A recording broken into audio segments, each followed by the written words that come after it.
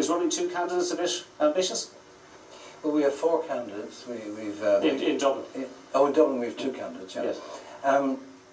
Well, we're not exactly delusional. We don't really think that as a brand new party that nobody has heard of until just recently, because we didn't get any coverage up to now. We've been thrown very much in the deep end, that we're necessarily going to get elected. So we're not that delusional that we're going to take a seat. But having said that, our main purpose was to highlight that there is another way, that we have an alternative to representative democracy that can include people in the decision-making process. And we have a wealth of talent in this country, and it's one of our biggest resources. And, we can talk about oil and gas and all this, but our people are the biggest resource that we have. And they're being silenced and not being listened to. And we have a party like Fine Gael, who are the major players in the EPP in Europe, which has an agenda towards federal Europe. And they don't represent the people, because I don't believe the people of Ireland want a federal Europe. Yeah. So that we end up being some little annex on the side. But you say people are being silenced, but people aren't going to be silent on Friday. They'll have an opportunity to pass judgment on politicians of all parties and none for their stewardship at local level, at national level, at European level. Yeah, and for the next 5 years they'll be told to be quiet. They won't have an input very much. They can protest, they can go out and wave banners and stand in the rain, and they have no way of having their voice heard apart from that. And they can be completely ignored, because we've given away our power as a people to somebody else to represent us, who can lie and cheat and do whatever and, screw us for every penny that they're worth. And but if you put every major issue to a referendum, which as I understand is part of your platform, not the entirety. No, it's not. The party doesn't put major issues to the people.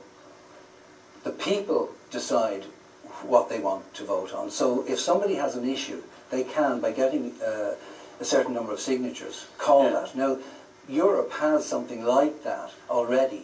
They call it the Citizens' Initiative. Yeah, it's quite cumbersome. Which is actually, it's totally cumbersome. And it's a joke. Yeah, but the point is, people might decide, for instance, that they don't much like paying taxes. I'm sure a lot of people would decide that. But how are you going to run a government, how are you going to provide services if people vote to have a referendum not to have taxes, not to pay taxes? Well, I don't believe that people would decide not to pay taxes, because people, when they have ownership of their country, in the same way they have ownership of their own finances, they know where they have to cut back and where they can spend money.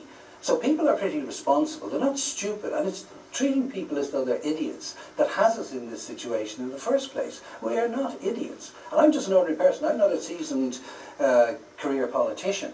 But I resent being treated, and that's how Direct Democracy Ireland came about. I resent being treated like I'm an idiot. And the rest of the people in Ireland, I think, feel exactly the same way, which is why we've gained so much.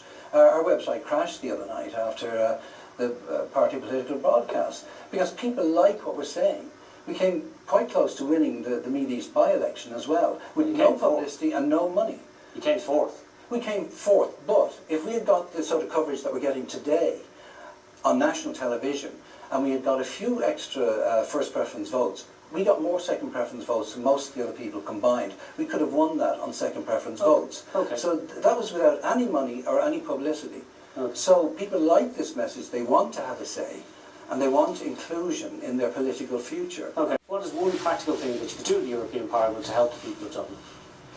Well, I'd be lobbying to stop making these payments for this illegal loan, with billions, as Breed said, going out every year, that could be put to better use in this country to create jobs and to facilitate people to create jobs. Governments don't create jobs, they facilitate people, ordinary people, business people, entrepreneurs, to create jobs on the ground.